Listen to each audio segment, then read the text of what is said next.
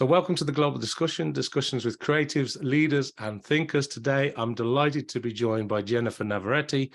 Jennifer, you're very welcome to the podcast. Let's begin by asking you to introduce yourself to our international audience today. So Jennifer, over to you.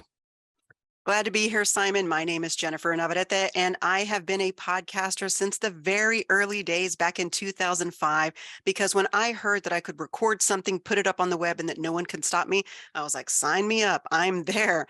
And if we think about those early days, you were talking about that if you wanted to be heard, you had to be on the radio, but all of a sudden I could throw a podcast up on the internet and I could be heard globally. It was so powerful. I mean, it was a democratization of medium, which is a powerful thing. We take that for granted now, all these years later, but back then it was revolutionary. Very good. I was talking to Sam Sethi recently, and he was talking about, his getting a radio station going and being able to sort of broadcast to the world and just diving in and getting on with it. And you were involved in podcasting before anybody kind of really knew what podcasting was. It wasn't really a thing, and people were sort of playing around with it. So could you maybe just unpack a little bit about the journey from there to today, where you're sort of an experienced podcast producer and you're working with clients? Well, you're not kidding. Folks didn't know what I was talking about, what any of us early adopters were talking about when it came to podcasting. They had never heard the word. They didn't understand what it was. The likelihood that I would encounter someone who had listened to a podcast, let alone were podcasting, was very minimal. There was a few folks online. I mean, if you wanted to know what was going on, you listened to Adam Curry's Daily Source Code. That's how you found out. That's how you found other podcasts to listen to. That's how you gained your knowledge. But eventually, I would go to business mixers and I would ask, have you heard about blogging, or about podcasting? And people's eyes would glaze over because I was speaking Klingon. I was speaking some crazy language that they didn't know what this had to do with business. And why was I talking about this at a business mixer? Well, fast forward, all of a sudden the world starts to catch up and Klingon begins to sound a little bit like English. And they would be like, hey, you've been talking about that thing for a while. You've been hosting events. You've been doing this. You've been doing that. Can you come speak to do a lunch and learn? Can you come speak to my company? Can I hire you to do that for me? So I didn't start off in podcasting going, I'm going to become a podcast producer for a living. No, I was doing it because I was like, this thing is cool. It's fun. You could do a lot of stuff. It has a business application. It has a human, application. But yet now that is what I do for a living. I am a podcast producer, producing podcasts for women entrepreneurs and women business professionals. So that journey from 2005 to where we are here today, it's a long journey, but it was something that I was doing that I loved. I still love podcasting. I still feel as enthusiastic about podcasting today as I did back then. I have a lot more knowledge, a lot more experience, but we look at the future of podcasting, we look at podcasting 2.0, all of a sudden it feels like 2005 again, because it's something new and fresh and exciting. And it's another way to democratize content. We're not just democratizing media, we're now allowing folks to own and earn their content in a way that there are no limits except the limits we set upon ourselves. And Adam Curry and Dave Jones now is at the forefront of that. And of course he would be. Well, Adam Curry, yeah, his names came up a few times, and obviously the pod father, I think, is the tag that goes with Adam Curry. But you're right, the change in podcasting, or podcasting 2.0, or whatever you want to call it these days, it has changed an awful lot. And I wanted to ask you about that, because I know you have a lot of activity as well on social audio, and some of those platforms do have like a podcasting recording feature. Some don't. But what's your views on that? Is that the same? Is it different? And I've got the same question for you about this, which is going out as audio and video, and some true sort of audio podcast aficionados think that, the RSS feed, the audio only, is true podcasting. Where do you sit between the landscape of audio podcasts, video podcasts, and this new world of social audio, which has been very popular over the last few years? I'm a big fan of the social audio. I will say that having been in the space for as long as I have, that there were video podcasts in the early days. I think folks forget. I mean, Luria Petrucci, who back then was known as Callie Lewis, that was her stage name, did Geek Brief TV. And that was back in like 2006, 2007. That was the early days of podcasting. There was absolutely video podcasting, because that's what we called it, video podcasting. And we fast forward now to where people think that this is a new thing. Not a new thing. Now, granted, YouTube has put out their big, huge, thick document that says, if you want a podcast on YouTube, here's how to do it, which, by the way, thanks, Google. That is actually helpful because a lot of us podcasters, we're putting content over there anyway for search and for discoverability. So I feel that if you have an RSS feed, that's the original version of podcasting. And there's a part of me that really holds true to that, but I also don't want to tell people who prefer to listen/watch podcasts on YouTube that you're doing it wrong. You're doing it how you want to consume the content. I'm not going to tell you how to do it. When we're kids and we're learning how to learn, when we're in elementary school or primary school, some of us are better at watching what happens. Some of us are better at reading it. Some of us are better at taking action. We all learn differently. So the way that we create content and consume content doesn't change just because we're out of primary school. So I feel like if you're blogging or podcasting or doing video, you're reaching more people than just one way. So to limit your content and your reach is, to me, a limiting factor. Why should we do that? But also, by the same token, if you're someone who's all about that audio, that OG podcasting, and you're like pshawing and saying, I'm never going to do video, well, you don't have to. Like, no one's telling you have to. Do you? So this argument back and forth that people are like, you're doing it wrong, and this is the way. Are you getting your mission and your message out there? Are you reaching the people that need to hear it?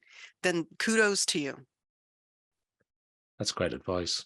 And we've seen a lot of companies, you mentioned YouTube there, for example, where a lot of content is. And, we've often talked, while I've been recording some of these episodes, that, second largest search engine in the world.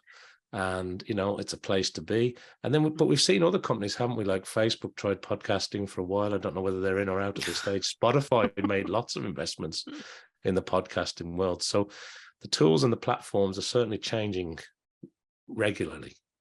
Yeah. No, it's innovating all the time. I feel like with Facebook, they made this huge announcement that they were going to make audio a first-class citizen on Facebook. And then a year later, they're like, audio, what's that? So I'm like, whoa, that was like a quick flash in the pants. My goodness.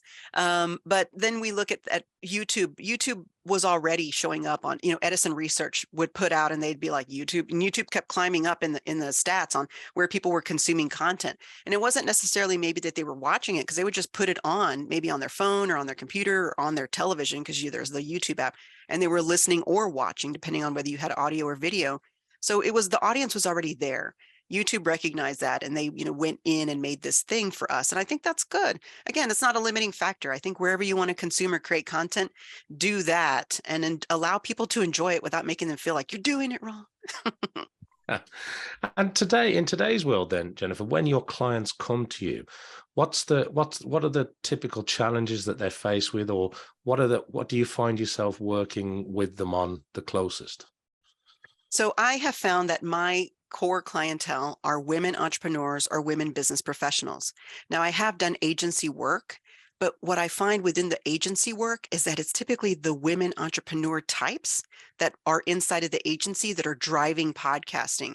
And even within the companies where I'm the subcontractor to the agency working on the podcast for their clients, you see a lot of that same kind of energy. So I started thinking, that's who, we all have a spice and flavor. People, those women entrepreneurs and women business professionals are attracted to my spice and flavor because of the way that I do things. I speak a lot of plain English. The biggest challenge that anyone has, and it doesn't matter who you are, is that when you want to look at creating a podcast, it sounds like a romantic idea. I'm going to create a podcast. Oh, yeah, it's going to be amazing. And it is going to be amazing, but it's also a lot of work. And a lot of folks, you have no idea where to start, right? You go search online and you're like, whoa, holy smokes, there's a lot of information. Should I go live? Should I record? How long should it be? What technology should I use? What kind of microphone should I have? I've got a mobile phone. Can I just start there? And should I use this? Should I use that? So people are hit with overwhelm with the fire hose of how to podcast, because there's many, many ways to do it.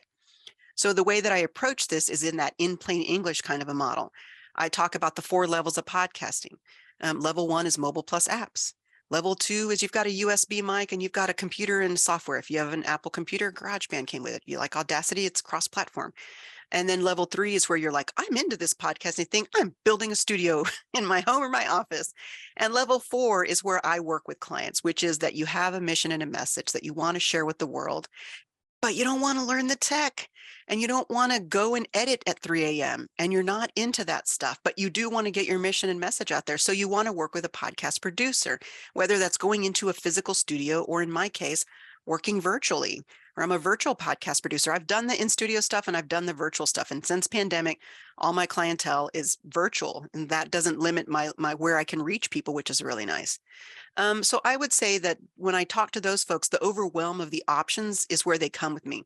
So what I have is a done for you service. I will take you from idea to launch and beyond, because it doesn't end at launch. As we know, podcasting is a long tail proposition. You don't release one episode and go, where's my award? I mean, where's my fans? Where's my money? Where's my sponsors? It's something that you have to do time and time again. Very true in any kind of business. But I think sometimes when it comes to podcasting, people think if they release an episode or a series that they're like, where's my accolades? Where's all my things? It's like, that's not how that works. It takes time. It's a long tail thing. And I feel like one of the things that I also bring to the table is that reality check. Because again, podcasting sounds like a romantic idea. I'm going to have a podcast. People are going to be able to hear me all over the world. Yes, but it's work, and work that isn't done just like set it and forget it. It's work that you do time and time again, season after season, episode after episode, interview after interview, idea after idea, ongoing. So I really ask my potential clients, are you in this for the long term? Because it is long term. And what I usually suggest is like, let's just do a one-off evergreen series. Like, look at your blog and give me your 6 greatest hits. If you look at your stats, what were the most popular blog posts that you had? Let's create an evergreen series that if we go through this and you're like, I absolutely hate podcasting and I don't know why I thought this was going to be a good thing, that still represents your brand well, and it's still something you can point to, and it's something that if somebody does discover you online, that they can go, oh, this is what this person does. And I feel like that kind of gives them permission to decide whether they want to go do season 2 or whether they're like, nope, that was really nice, Jennifer. Thanks a lot. Appreciate all of it. But you're right. This is a little bit more than I want to do. And I'm satisfied with this standalone series. And I think we as podcast producers and people who are in the, quote, industry need to kind of give people permission to say, can I try it? Is it okay if I just try it and decide whether I like it or not? And I think the answer is yes. You can create a standalone series and have it be evergreen and live on its own by itself forever. And that's it. It's a complete entity in and of itself. And it's okay if you do that. And I encourage my clients to do that, or people who are interested, because it gives them permission. And it kind of like, I can like see their shoulders visibly relax when I tell them this, because they feel anxious about the whole experience because they've already done their research. They've looked and they're like, oh, this is a lot. It's a lot. Let's not put pressure on yourself. Let's start with something that makes sense for you. Let's build it so that it's beautiful all by itself. And if you really like it and want to go on, we can go on. That makes a lot of sense. There's a lot of insight there for people who maybe are considering a podcast for the first time, because it is a lot of work. I'd echo that. I've been around podcasting a little while, and there's a lot of work behind the scenes that a lot of people don't see or are not aware of. And then there's that thing, that pod fade, where people start something, but then it quickly fizzles out. And I don't know what the latest stats are, but a lot of people start with great intentions, but the consistency of producing podcasts is a lot of work, isn't it? It is. And I think too, one of the things that to consider is when I talk with clients, I tell them, when we're going to build this podcast, we're going to look at your existing business cycle and life cycle of the things that happen. If you think you're going to release a podcast every week for the year, then this time of the year when you go on vacation, we need to plan for that, or we need to take a break, or we need to do this. I tell them, right now you're excited about podcasting, you're hot and heavy for it. So yeah, you're going to make time for it. But about 3 or 4 months in, when you realize this is work and this big thing in your business is taking off, or this thing in your personal life is something that you do every year and you don't have time for podcasting, that's where pod fading can happen. So when I look at that, we look at the entire year. I'm like, let's look at your business cycle and your personal cycle of things that you do. Do you go on vacation every August for 2 weeks? Guess what? We're not releasing any episodes leading up to that and after. Like, we're going to build the seasons in so that it fits in with your business cycle and your life. And you're just going to educate your audience. Season 1 is here. We're going to take a 2-month break or a week break or whatever the break is. And then season 2 will roll out. And this is what's going to happen. If you'll keep your audience informed on how things are ebbing and flowing, they're more forgiving than just disappearing and not telling them what it is. Right. And the other thing that I wanted to come back to on that point is, for the people that are producing the podcast, the people that you're sort of working with, You mentioned something a moment ago where you're saying, look, during the pandemic, sort of I went online. I'm not really in the studio anymore. Build a studio at home. I can do this pretty much anywhere. Mm-hmm. And a lot of the people that I talk to today, and I'm sure you're the same, they're remote. They're working in an agile sort of remote first type environment.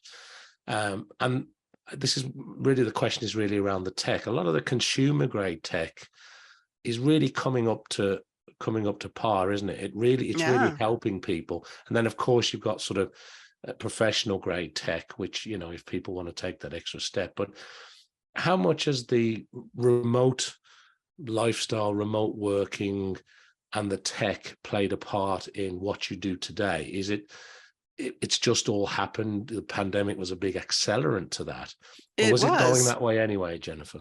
I think it was, but it would have taken much longer. This definitely amped everything up. What I like to do is we do an audio and video, depending on what they're doing, an audio design session or an audio video design session. And one of the nice things is that we walk through the whole process. I have a whole thing of like, here's the considerations, not just for them as a talent, because it's like hydrate, don't eat banana, don't eat dairy, don't drink cold water, have lemon water, all the little nuances to their voice on recording day. In advance of that, of course, we're looking at the tech. So a lot of time it's like, let's develop the things that you have. And then I talk about the room. If it's audio only, we need a small room with a lot of soft surfaces. And of course, there's also the proximity effect, right? We know that the closer we get to the microphone, the warmer and richer our voice sounds. Whereas if I'm way back here, you can still hear me, but you're hearing more of the room. So a lot of that education and training is super critical. And that's the time. The real talk is like, they're like, I want to release a podcast. And you're like, okay, what's your timeline? And they'll be like, well, can't we do this like in the next few weeks? It's like, well, maybe. There's a lot that goes into it, right? So I kind of give them that reality check of like, these are all the things we want to have in place. So that way, from once we have everything in place and your knowledge and your understanding of it is in place, then it's just everything set up. You don't have to reset up. You don't have to do this every time. It's like, then we can go fast. But kind of slowing them down a little bit and kind of getting them to understand why is really critical. And what I do with them is that I kind of have them do tests. I'm like, okay, I want you to record in the room that you think you're going to do your podcast. And then I have them record it and I listen to it and I tell them, okay, you're in a room with a lot of hard surfaces. You've got a high ceiling, because if you've been in this game any amount of time, you can hear what kind of room they're in. And they'll be like, yeah. I'm like, okay, what I want you to do is these things to add soft surfaces or move to a different room. And so we do a lot of this live for me hearing them, like in your, obviously we know the walk-in closet's like amazing. Walk-in closets, your built-in sound booth. Why wouldn't you record there? Because it sounds really great. Now, the reason people don't record in there is because then they have to move their equipment in there every time because it's actually their closet and not their sound booth. But I try and give them these examples of like, okay, add soft surfaces, do this, add a carpet, add curtains, put, if nothing else, get 2 pillows and put them on either side of your monitor.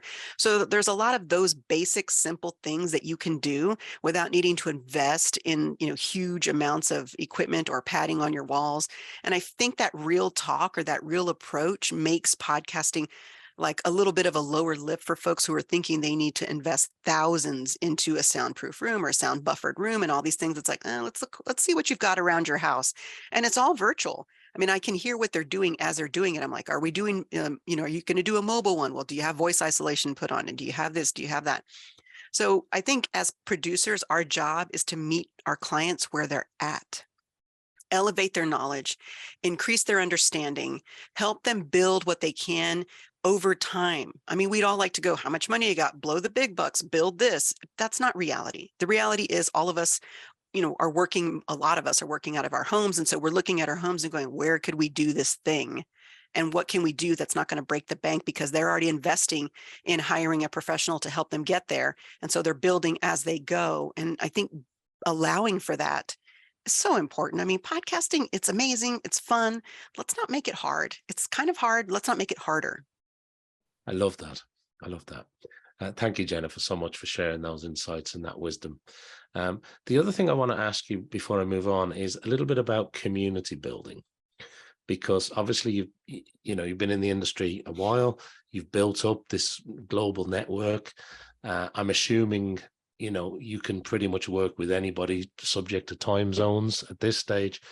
But when it comes to whether it's in-person events, and I know you've been involved in some podcasting events over the years, maybe not during the pandemic as much, but I know you have been very involved in in-person events or online communities. And I know you've got a few hashtags and a few clubs running of yourself. Could you maybe just talk a little bit about the importance of community when it comes to podcasting? When I first started podcasting in 2005, it was with my sister, and we did a show called The Morning Brewcast, and we would drink coffee and talk about coffee. And when we started getting emails from people like in Malaysia and Brazil saying, we love your show because you really understand coffee. And we were like, we're just two crazy gals from Texas who like coffee and like talking about coffee. But that, that reach, that impact, the ability to have your message heard around the world really kind of started something there. And I was the head of created the San Antonio Podcasters Meetup. That group, we wound up creating the first pod camp in Texas, which was Pod Camp San Antonio back in 2007. And we did several of those. We did, I did bar camp and all kinds of different kinds of events around that. Did Texas PodCon in October of 2019. I've spoken on a lot of stages. And I'll say that the way that you build community is over time and through frequent touch, and not touch that's like, here's a salesy email. Not that there's not a place for salesy emails, but just being human, just sharing who you are and being receptive to how what you're doing impacts others. I'm constantly surprised by the feedback I get from other folks about something I've done, like National Podcast Post Month, 30 podcast episodes in 30 days, a challenge I created 15 years ago. And I still get people who come up and say, this happened because of that. And I'm like, that's amazing. I may have created the platform or the conduit or the community for this amazing thing you did because it was really you who did it, not me. But they will walk up to me and go, this book was because of the podcast that I did during NAPOD POMO. It inspired me to write this book. And I'm like, that's amazing. Congratulations. You did something amazing. So it's an interesting thing as you build things and people have an experience with it and with you and through this process of ongoing community and just being yourself. That ripple effect is just a beautiful thing. And I think if we all lean into that and not be so worried about, I know we're like, I need to have like 1 million followers. And no, I believe that if you can have meaningful conversation with a handful of people and you've made an impact, they've impacted you and you've impacted them, you've had a successful podcast, a successful blog, a successful event, anything. So I think if we can remove that pressure, like get rid of that weight of needing to have numbers and just really lean into the impact, oh man, what a beautiful world. I love that. Could you tell people a little bit about the podcast post month though, because I think some of our listeners may not appreciate what that is because it's really popular. Yeah, National Podcast Post Month was something I created when I heard about NaNoWriMo, National Novel Writers Month, 50,000 words in the month of November. I'm like, wow, that's amazing. I'm not going to do that, but that's really cool. Then I heard about NaBloPomo, National Blog Post Month. And I was like, oh, write a blog post every day for 30 days in the month of November. I'm like, oh, that's kind of cool. As a podcaster, you create show notes. That's a blog. It's on WordPress. It's like, okay, I get it. And then I heard that the video bloggers, the vloggers, as they were known back then, had NaVloPomo. And I was like, oh, this is a thing. Like creators all around do this thing in November. Okay. Let me go find the one for podcasting. And there wasn't one. And I could not believe it. I was like, you have got to be kidding me. Even the video bloggers have one. So I was like, okay, 3 days before November 1st, I was like, I'm doing it. So I created NaPod Pomo and I had no idea if anybody was going to join me. I threw it out into the wild and said, I'm doing this thing. When it was all said and done, by the end of that very first year, 50 podcasters had joined at some point during the month. And that was where it started. And so every year for the month of November, we have this National Podcast Post Month. And it says national. And I've had some pushback from folks. They're like, well, I'm in this other country. I'm like, it's a nation of podcasters. It's not like it's America. I could be anywhere. We're a nation of podcasters. We're a global nation of podcasters.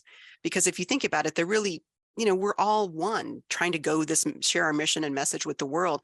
So it's not that it's that. Plus, I modeled it after NaNoWriMo, which, by the way, is international too. So it's a nation of writers. So for folks who think, oh, well, I'm not in the US and Jennifer's in the US, so I can't do it. No, you are part of the nation of podcasters. You can participate in NAPOD POMO. Create 30 podcast episodes in the month of November. It doesn't matter when you do it. You can do it one a day. You can batch record. You can catch up. If you show up on November 30th and you decide, I'm going to record 30 episodes on November 30th, you will still have successfully completed the challenge, although that would be really challenging. But it's just a way for us to get together and for people who think they might want a podcast to, launch in a safe community space, and for people like us who are veteran podcasters to try new things. It's a month of experimentation and it's in a safe community space. So if things don't work out, you're like, well, that didn't work out. Or if something's like, ooh, that's really amazing, let's do more of that. But it's this really wonderful thing. I create a single RSS feed from everyone's RSS feed. We gather it all together and create the mega feed. And then we can all subscribe to that and keep up with what's going on. So it's just a really great thing. It only happens during November.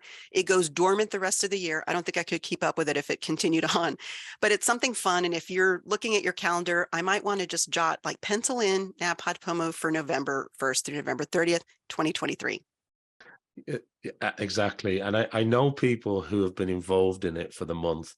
And the feedback I got was, not only was it's hard work, it was a lot of fun, but they learned an awful lot through the process and they benefited from doing it, but it is great to bring everybody together in that community. Yeah, I call it the fail fast, get good challenge, because if you mucked up something, you don't have time to sit there. I think in podcasting, we want to be perfect. With NAPOD POMO, perfect is not even a word that belongs in NAPOD POMO. It's progress. It's like, okay, that was a terrible show. Guess what? You got another one coming tomorrow. So it really fast tracks your learning and fast tracks your knowledge base. Because think about it, in the normal world, if you released a podcast every single week, it would take you 30 weeks to get that kind of knowledge. Yeah, 100%. 100%. The learning while moving is I think a very different type of learning, and it really does fast forward. Yeah. Well, and you're not doing it alone. You're doing it with a whole global community. So we're all cheering each other on. Yeah. Well, look, that's lovely. And before I run out of time, Jennifer, I could talk to you all day about this stuff, but I want to ask you some other questions about you. And when you're taking on board information, I'm assuming you love everything audio. So you're probably listening to audiobooks. I don't know. But do you read books for pleasure? Do you read books for business? Do you listen to audio? Are you listening to podcasts mainly? Or are you searching the web or on social media? When you take in information, whether for business or for pleasure, what do you do? How does that work in your world? I have been a big reader my whole life. I absolutely do love podcasts and audiobooks. And I have to say that the more that I have things going on in my life, in other words, the more active and more busy I am, the more that I'm lean into audiobooks and podcasting, because it's something I can do while I'm cooking, while I'm driving, while I'm walking the dog, while I'm doing other things. I can listen and consume content. So I typically will buy a book and then I will buy the audiobook. So I'm probably the best. If you have a book and an audiobook, please let me know, because I am like one of every animal. I will take them all. I want them both. I want the book because I want to be able to reference stuff in a different kind of mindset, but I want the audiobook or the podcast because I want to do other things and consume that content. So I really do like to get it in many ways. But audio, like if I had to choose one, yeah, totally audio for sure. And what kind of things? What's the genre? What's the topic? What kind of things? I like a podcast about podcasting, things about podcasting, but not just that. I like marketing. I like story podcasts, like Clark's World is a good story podcast, Escape Pod, Podcastle, Makeshift Stories. Gosh, there's so many. I like to listen to those in the evening to kind of, wind my mind down, to kind of zero myself out. And then, but I do like Marketing Over Coffee. I like the Podcasting 2.0, that Adam Curry and Dave Jones are doing. I like so many. There's just we probably, what we need to do for your show is we need to take a screenshot of all of our things that we're subscribed to. So you could have Jennifer listens to blank and so listens to blank. And it kind of gives more of an in-depth look of the various types of things that we listen to. So I think that may be something fun for you. Yeah, listen, I think people are interested in that. I was actually talking to a couple of people in terms of equipment, and they were sort of, some of them are enthused and they get very excited about the equipment and the mics and the leads and the, the mixers and the decks and everything. And then other people go, it's just a tool. it's all about the storytelling, you know. And there's Mm-hmm. people that list all their gear, and there's people that couldn't care less about their gear, you know. Mm-hmm. But there is definitely an audience of people, because people, I think, are fascinated by what other people are listening to, what are they reading, what are they interested in, and I think it helps build that profile, doesn't it, of the Mm-hmm. person. You feel closer to them a little bit, I think. So there was a to talk to that, there was a an ad agency. I can't remember where it was, and I read the story about it, so I didn't know it personally. But they talked about how when people would call, or or people would come to the office, they would hear the music that was playing in the building, in their place, and pretty soon people are like, what is that playlist, or where? Because they liked it. So they were like, oh, this is just a mix of what everyone in the agency has decided to come up with. And so this is our agency playlist. And people were like, well, can I subscribe to that agency playlist? And it was just the most fascinating thing, that people would be interested in what people within the company would like to listen to, that they liked it so much. But that also leans into the, like, people who like your spice and flavor, like your spice and flavor. I think that's a great way of putting it. Yeah, it reminds me of when I'm holding up my iPhone or whatever device I'm using with the Shazam app running, just to make sure I can figure out what I'm actually listening to, because I will forget, you know. Yeah, that's great. So thanks for sharing that. The other question I've got for you, Jennifer, is obviously throughout your podcasting expertise and career, and or it might be, you know, from earlier, from your childhood even, but has there been people that you've sort of inspired you along the way, that you admire, that you look up to, that spring to mind when I ask you that question? Yeah. If we look just more recently in my professional career in this, industry, I really like the kind of like the maverick aspect of what Adam Curry has done, and all the folks that are around him, that he has partnered with, aligned himself with.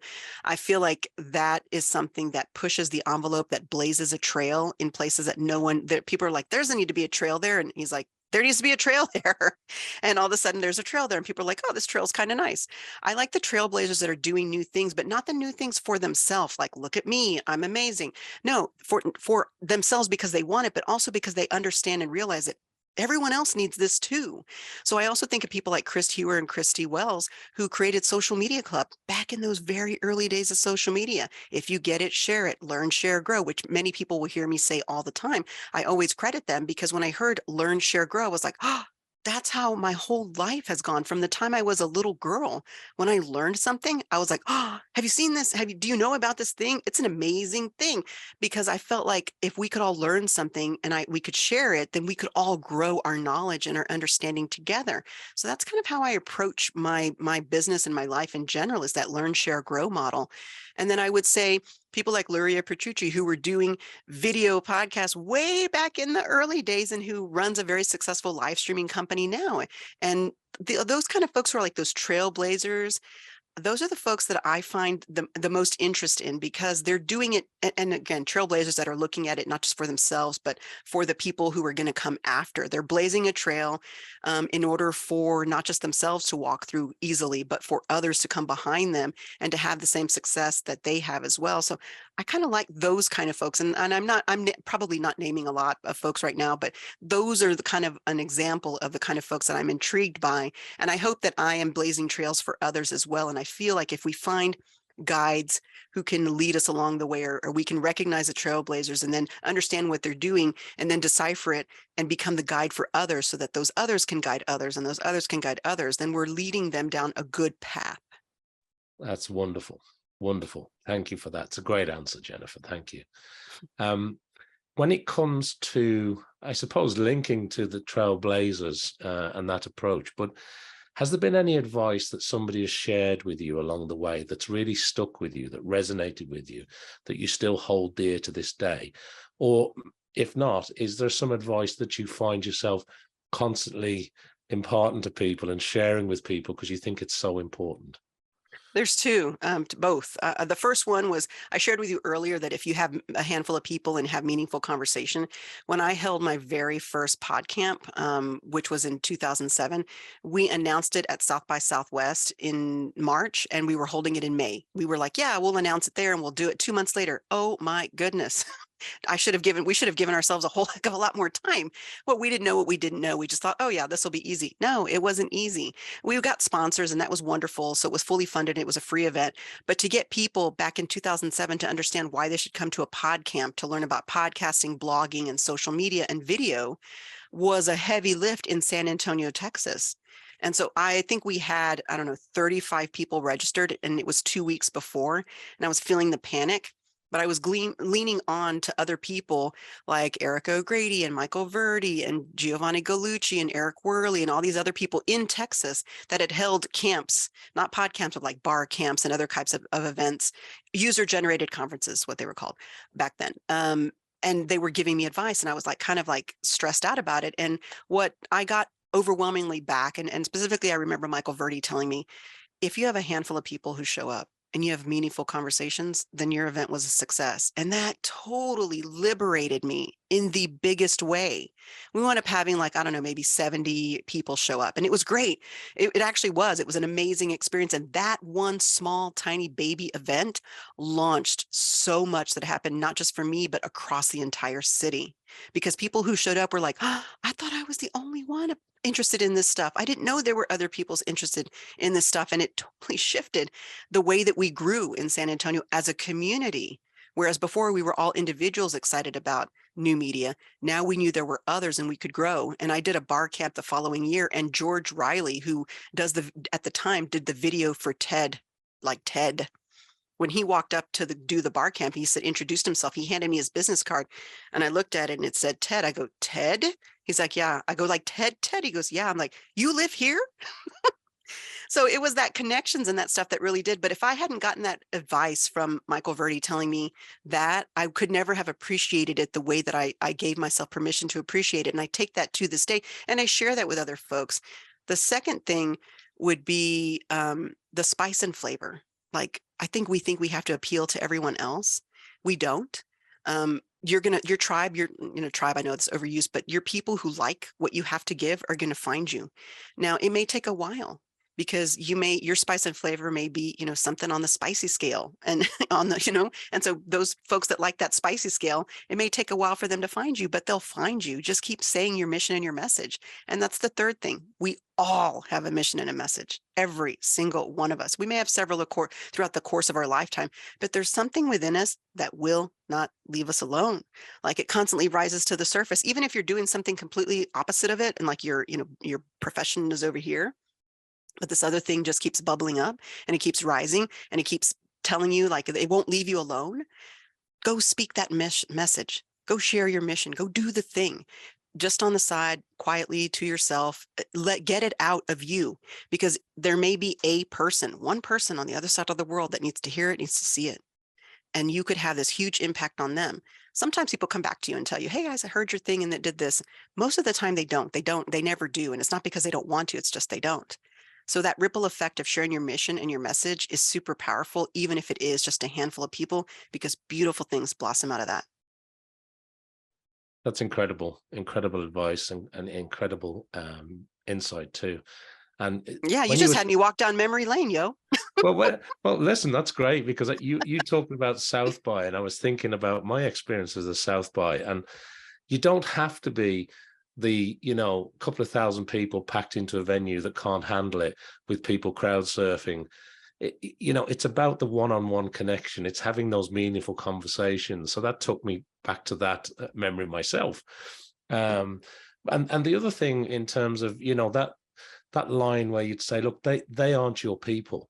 It's okay sometimes to let it go and to say, look, that's not my audience. That's not who I'm talking to. That's not who's attracted to me. So yeah, that's great advice. I really appreciate that, Jennifer. And I suppose one of the other things I wanted to ask you as we're coming towards the end here is, as you look forward now, you've got a lot going on, obviously, but as you look forward over the next 6 months, 12 months, what are you hoping to achieve? What's on the radar? What's taking up your mental capacity at the moment? What are you thinking about? I am thinking about the beautiful merge of podcasting 2.0 and Web3. I'm leaning all into that, because that is the democratization of content. In 2005, 2006, 2007, we experienced the democratization of media, where it wasn't traditional media spaces that could create media. It was us. average Joes and Janes. We could do that too. We could blog, we could podcast, we could do video blogs, vlogs. And now we look at this new avenue, this new path of podcasting 2.0 and Web3. And as content creators, because that's how I look at this. I'm a creator. I'm going to microblog. I'm going to blog. I'm going to podcast. I'm going to make video. I'm going to live stream. I'm going to take photos. I'm going to do those things. Right now, I've been doing those things on Twitter, on Facebook, on Instagram, on YouTube, on Twitch, on all these other places. And they're giving us a free platform to use. And so we are the product for them. They sell to sponsors and advertisers. It's kind of a win-win in a way, because I don't have to build that. I don't have to do the servers. But on Web3, I can do those exact same things, like exact. I can microblog, I can blog, I can podcast, I can video, I can live stream, I can take photos, I can share it on the blockchain. But now, if anybody finds value in what I've created, they can upvote, they can curate my content. And that in and of itself is a rewarding experience, meaning me as a creator is rewarded by their upvotes. And their upvotes have various values depending on their reputation and their staking in the chain. And then, but when it pays out after 7 days, because organically it pays out after 7 days, I'm not the only one who gets rewarded. I'm the creator, I'm the author, but the people who engage with it, the curators, they also are rewarded, because aren't we both giving value to one another? I'm creating something, but someone who curated it or who engaged with it saw, upvoted or commented or replied or shared it. And that in and of itself is of value to me as a creator. So it's this really beautiful way of a win-win for everyone involved. And if we can get folks to understand, and I say creators because blockchain is many things, right? Blockchain could be DeFi, it could be NFTs, it could be actual currency exchange and trading. That's not what I'm talking about. I'm very, very narrow. As a creator, if you know you're going to be creating from now until the day you go to the next level of graduation for your life, whatever that is for you, then why wouldn't you also add the blockchain as another destination for your content? I write stuff for the blockchain. I podcast for the blockchain. I do video. I do all kinds of things, but I'm still doing stuff on Twitter, on Facebook, on LinkedIn, on Instagram. I'm not leaving that behind. I've built a really fabulous community on there. I have an archive of content, but there's real value to be had on the blockchain as a creator. And a quick example, I did an A/B split test. I've done several, but I did one where I was baking bread, and I posted it on Twitter where at the time I had 5,000 followers. And then I posted it on the blockchain where at the time I had 9 followers. On the blockchain, I got 11 upvotes, and on Twitter, I got 3 likes or little hearts. And it paid me out 37 cents. And you're like, 37 cents. Yeah, great, Jennifer. Thank you for sharing that long-winded story to tell me that you earned 37 cents on a bread baking post. But if we compare that to the fact that I have, 40, like almost 50,000 tweets now, I think I have a little over 50,000 tweets. And let's say that each tweet was worth 37 cents. And I will tell you on the blockchain, you don't earn every time. Sometimes people don't find what you have to say has value. So it's zero. Sometimes it's several dollars. And for some folks, it's several $100s. It just depends. But let's just say 37 cents times 50,000 tweets. It's like over $18,000. So in and of itself, it's not anything. But if you're going to create anyway, why not also create on the blockchain? And maybe the content that you create may have value that can be rewarding. I know for a fact for every single tweet I do, there's zero reward outside of just the fact that I'm sharing stuff with the community that I enjoy. That is rewarding in and itself, but an actual monetary reward, no. Yeah, I've been having a few conversations about this over the last sort of 6 to 12 months, and the world of micro payouts or micro payments. Micro monetization is what I call it. Yeah, it is very interesting because it's almost creators and communities supporting each other. Yes.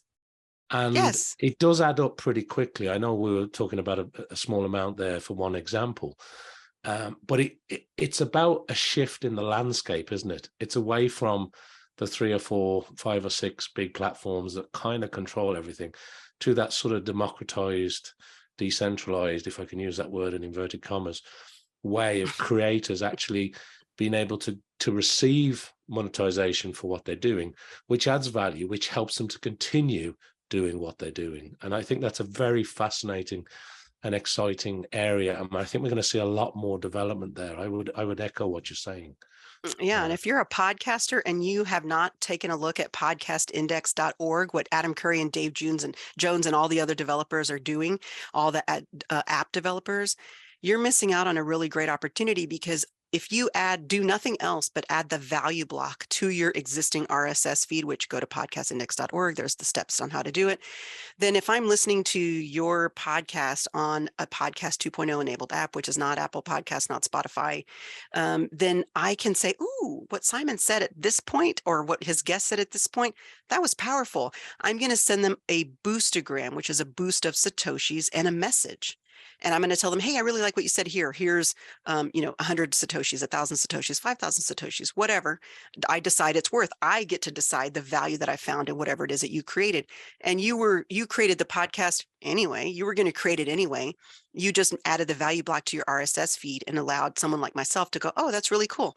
I can't tell you how many times I'm listening to a podcast and I'm like, oh, I really love that. Let me send them a boostagram and a message. And it says, this podcast does not have a value block on there.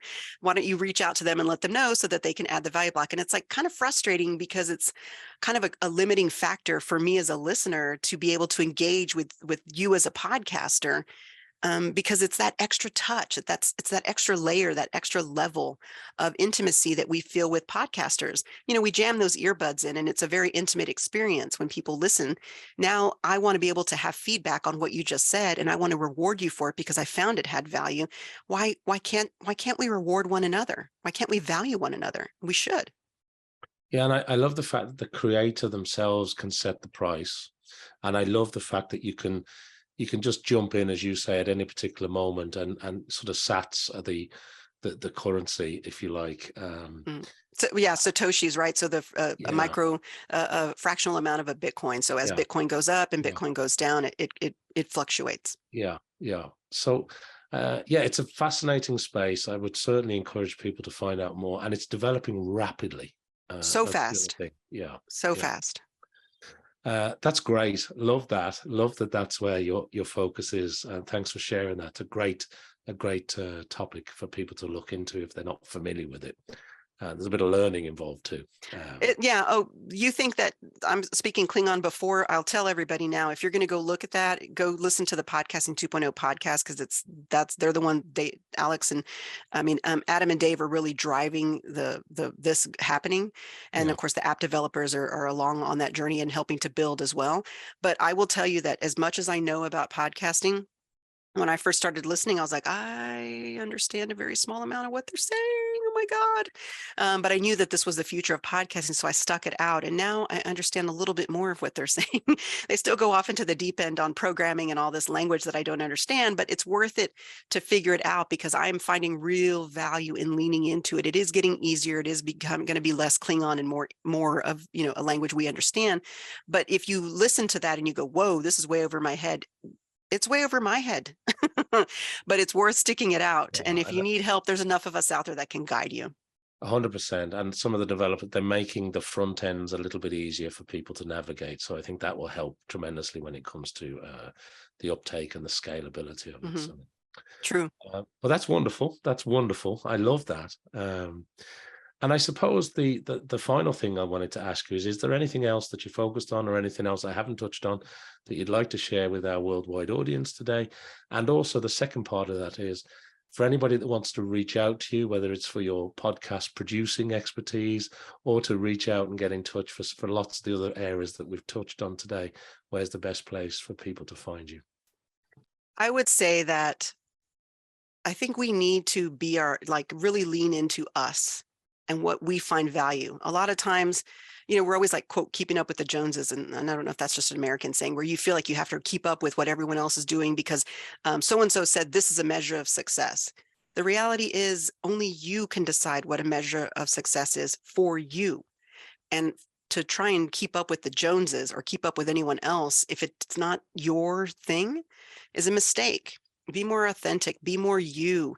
If you will allow yourself permission to actually live the life that you were put on this planet to live, you'll find that it's a more enriching experience and that people will come to you in a way that you would never have expected. Like I'm telling you, this podcasting thing that I do for a living now that pays my bills, in 2005, if you had told me that was a possibility, I would have thought you were. I knew there was something, but I didn't know it would be this.